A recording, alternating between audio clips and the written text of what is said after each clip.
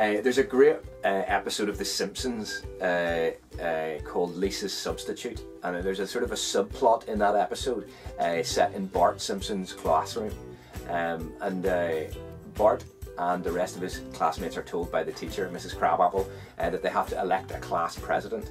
And you know, one of the teacher's pet kids puts his hand up and says, "Yes, I'll be president." And Bart says, "No, yeah, I'll be president."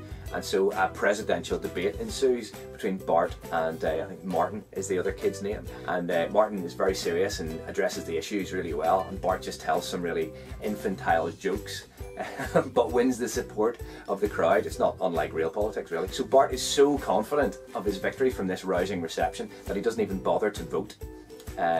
But his confidence has been transfused into his followers as well, so they're so expectant of a landslide victory that they don't even bother to vote. In fact, the only person that does vote the next day is Martin and his friend Wendell Borton, who's the kind of nerd in class who has constant nausea, and nobody expected he was going to be the kingmaker. But the bottom line is that those two are the two that showed up. So often as Christians we have opinions, but we don't actually express them, either at the ballot box or actually more importantly by standing ourselves, by standing alongside our opinions, being prepared to discuss, being prepared to argue in grace, you know, with grace and truth coming together, being prepared to disagree, but disagree with an embrace.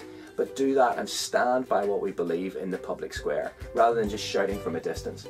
Getting involved in political parties where not everybody will agree with us, but showing up.